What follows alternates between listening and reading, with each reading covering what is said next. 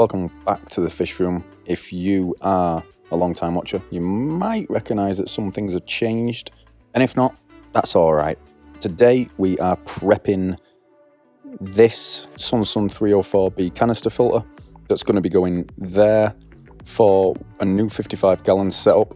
We're going to be showing you how to set it up, what kind of media to use, and although there are some different options for canister filters out there, like this very popular but very expensive FX6 that I've got running my 125 gallon South American tank. Today we're just going to be looking at the Sun 304B and how I'm going to be setting up the filter for this new aquarium build. So let's go.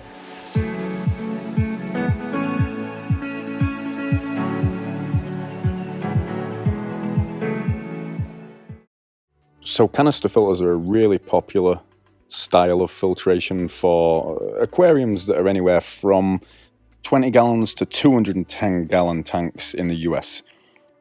They obviously can be used on larger tanks too, and there are some commercial grade options, but for the average hobbyist, a fluval filter or a Sun canister filter will be what they will use on their tanks, just because it suits their needs, it's readily available, it's relatively inexpensive, and it also allows them, on average, to add about 2.5 to 3 gallons of extra water capacity and therefore media to their aquarium system. All the different options for canisters are essentially the same, but the main thing you've got to be aware of is which way the water flows through the canister.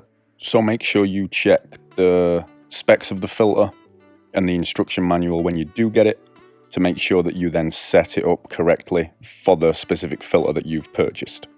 Today, we're going to be setting up the Sun 304B for an upcoming aquarium build, which will be for a 55 gallon. The water for this filter will actually travel up through the media, so that's something that we're going to take note of during the setup to make sure the media is placed in the correct trays to maximize performance. So here is the Sun 304B.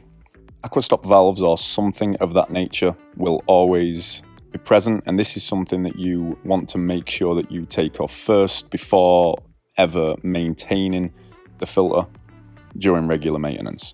From there, you're going to want to open up the latches. On this specific Sun 304B, there's 4, and once you've released these, the top of the canister will release, which will then enable you to access the main body of the filter. On this canister here, it does have a UV sterilizer, which I personally do not use, due to some hobbyists suggesting that it can actually burn the trays on the inside of the canister filter if left on too long. Here we've got the impeller of the filter. You can actually take this out and clean it every once in a while. Sometimes you'll get fish poop, detritus, even sand particles in this, and you'll hear the canister filter rattle, so make sure you know how to access that and clean it every once in a while. As you can see here, I had a little bit of an issue getting the protective plastic piece back on, but after a while we got there. And no matter what canister you have, you are going to want to make sure that the impeller is nice and clean from time to time, to make sure that it's running at its full capacity and make sure that it's not damaging the impeller with any of the sand or anything like that that might have got caught up in there. There's also an O-ring that's going to be part of every canister lid. You also want to make sure that this is nice and clean and is keeping a good seal between the bottom and top of the canister to prevent any leaks while the filter's running. This is basically it for the head of the canister filter. So let's now take a look at the trays. This specific filter has a protective tray on the top just to keep any media in that top tray that might float when you first set up the filter. It then has 4 of these black plastic trays, and these are the compartments where you're going to be keeping your media. This could be anything from sponges for mechanical media, biological media such as Chem Matrix, or even chemical media like ChemiPure Blue or carbon. So here's the filter in all its components, completely disassembled. Let's take a look at what each form of filtration does before we actually set it up, as that's obviously pretty important. So one of the main forms of filtration is mechanical media. This is basically there to catch debris, and there's multiple forms of mechanical media. This right here is the stock sponge that comes with the filter, and this is just to catch the bigger particulates, as obviously this sponge is pretty coarse.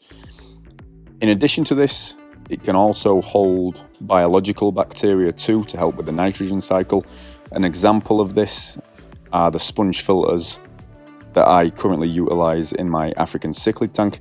This not only serves as a form of mechanical filtration, but also a form of biological filtration, as the sponge not only traps debris in the water, but also is a home for that biological bacteria due to the sponge's surface area.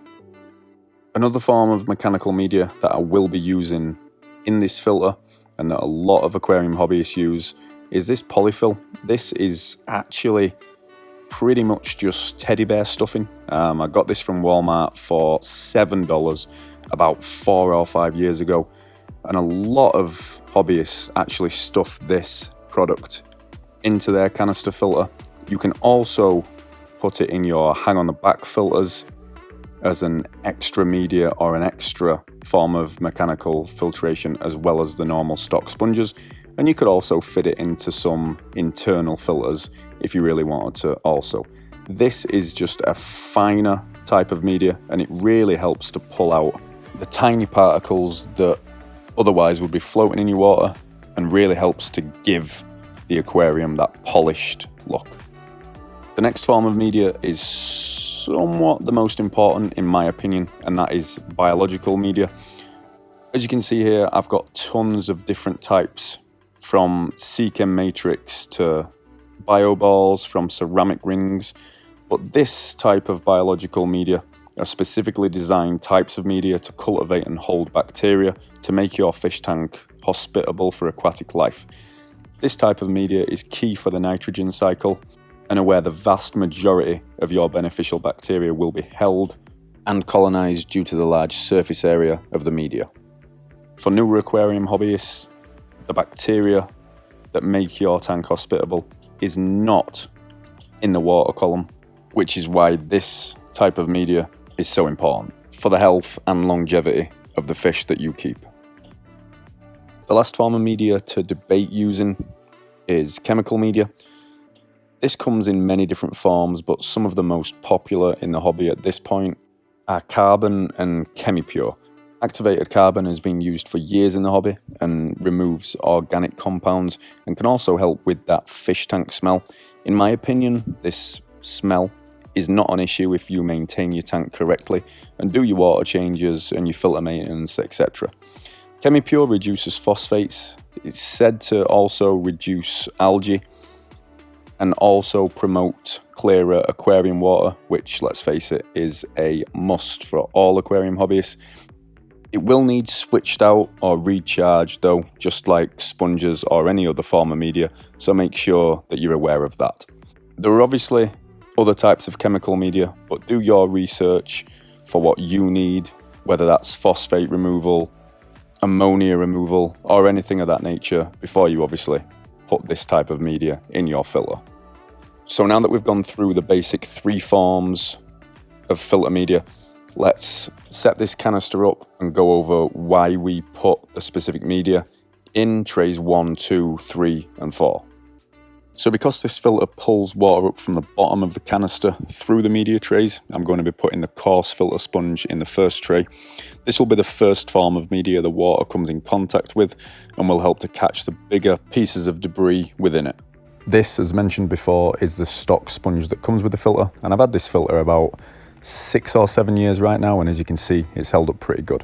With this specific filter, you want to make sure that you can see the sticker there at the bottom of the canister, as that's where the UV sterilizer goes, but that's just a little tip for this specific filter. Next, you could go either way. So you could go biological media, then some finer media like the polyfill, and then some chemical media.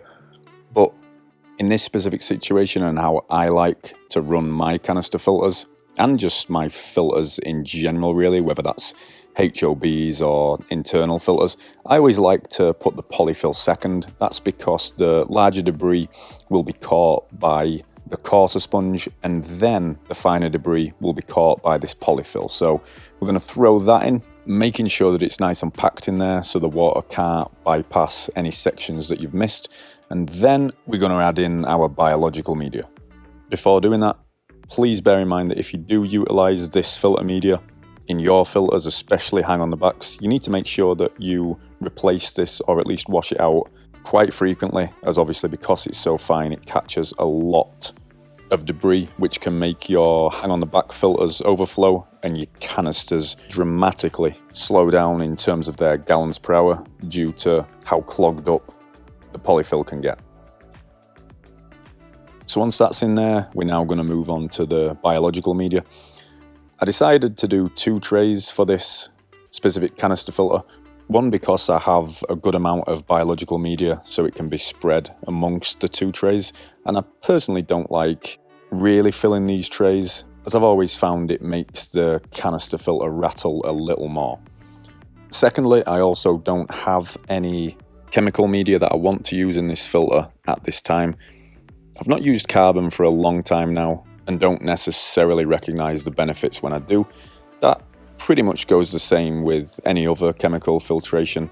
The one that I've not tried is ChemiPure Elite or ChemiPure Blue. I have heard that that can dramatically increase the crystal clear aquarium look of your fish tank, but I personally don't struggle with that, and I think the polyfill does a good job. So for this one, I'm just going to use mechanical and biological filtration, and so far it's working pretty good throughout the fish room.